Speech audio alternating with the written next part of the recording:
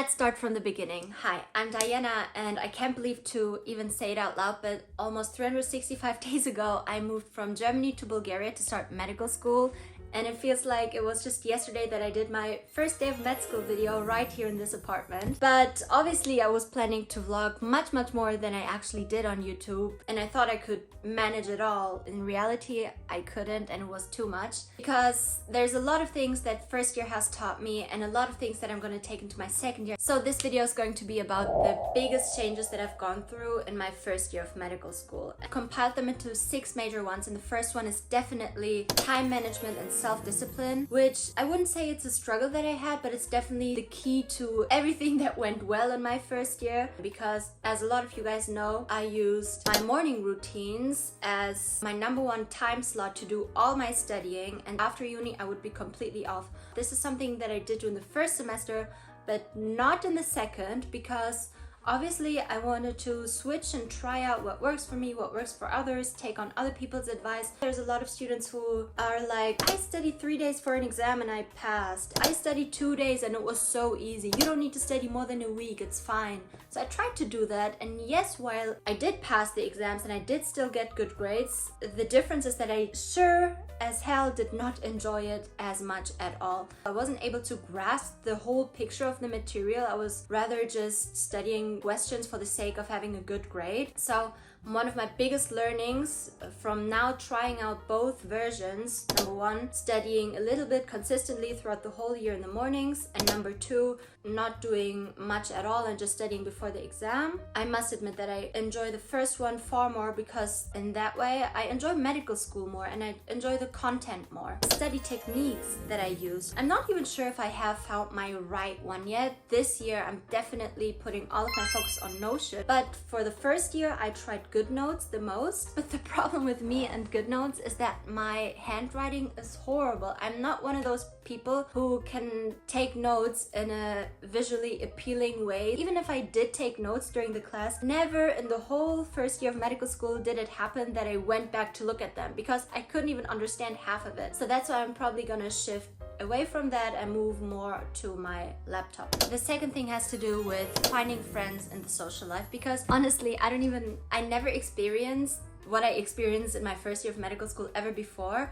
I went into medical school with extremely high energy, super enthusiastic. Most of you who follow me know that I've been waiting for my spot in medical school for years and years. So when I came here, it was my first time experiencing people not liking me for just being myself. Let's say for the energy that I brought to the day, for how active I participate in class, for saying the things that I say, for doing the things that I do, for just genuinely trying to be myself. And it was a very lonely time at the beginning, and I didn't know what to do about it at all, honestly. So in the end, I tried to change myself to the way that is more likable, but as you can imagine, that never works. I just became more quiet and super uncomfortable, and the whole situation was just super awkward. A lot of people are already experiencing these things in primary school, in kindergarten, high school, in middle school, whenever. I was just lucky enough to have never, lucky or not lucky enough, that this was the first time that I experienced it.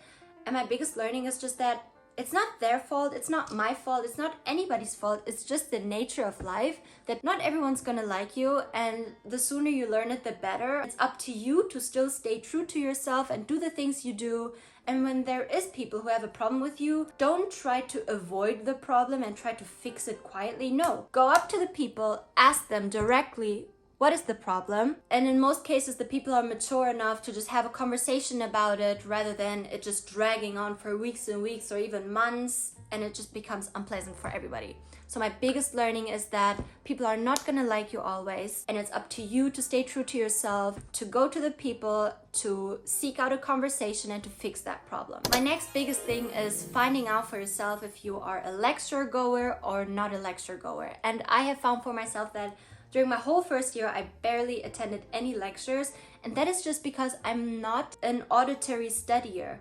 Literally listening to a person talk about a subject for 3 hours, I already zone out after 10 minutes, even after 3 minutes. And especially my issue with lectures sometimes is the people who give the lectures are amazing in their subjects and are super knowledgeable in their profession, but that doesn't always necessarily correspond to being a good teacher, a good lecturer, or a professor. You know what I mean?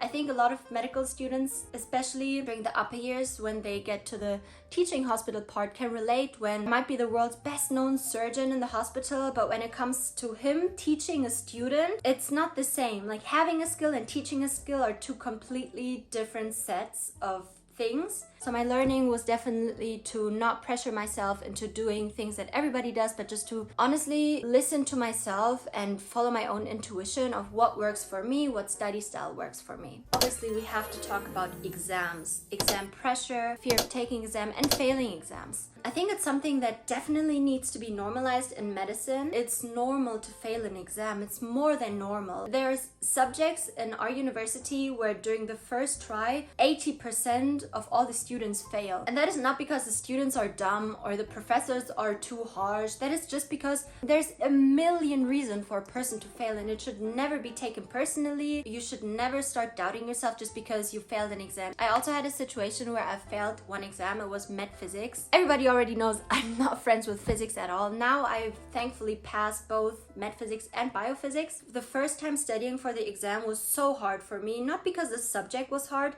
but because genuinely I did not find the subject interesting at all.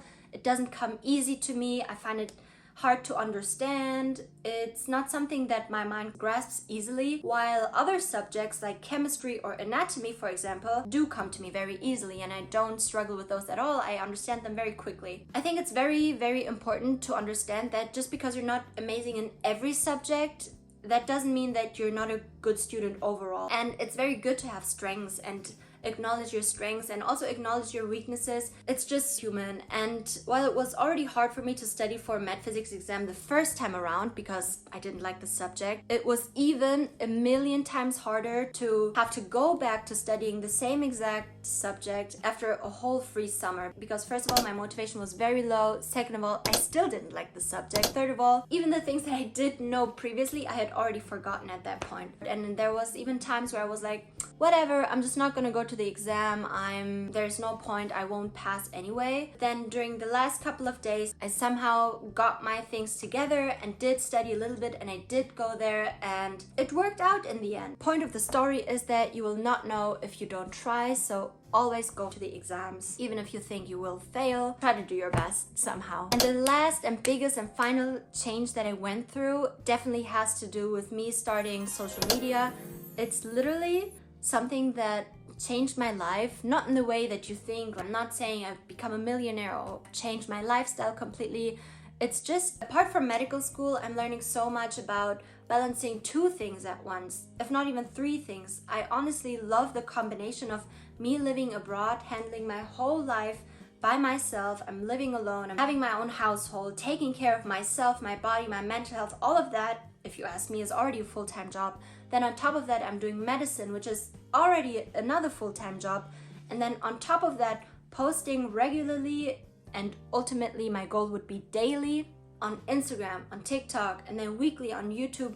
That takes an immense amount of time, an immense amount of dedication, consistency. Even when I did fail to post, even when I did not live up to my expectations, to still continue to come back like I'm doing now, and hopefully for the next 6 years as well, is teaching me resilience. It's teaching me to not give up, even when you feel like giving up, you know? This year has honestly been probably one of the most life-changing ones in my life. I'm so thankful for my first year of medical school, how everything went. And even though it's tough, it's so worth it, because I genuinely believe that life is what you make out of it. You can learn by having wonderfully, beautiful experiences. Or if you're not able to learn through that, then the universe will teach you in a painful manner.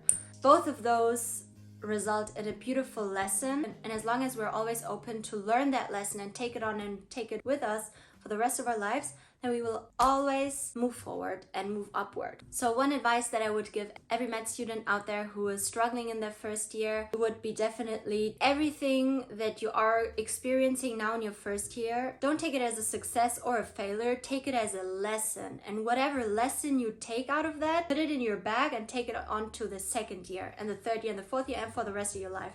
That way you will never have huge ups and downs. You will just have lessons. All right. I hope you liked this video. I'm super excited to be back. I'll see you guys next week. I promise I'll be back next week for another video. And until then, bye.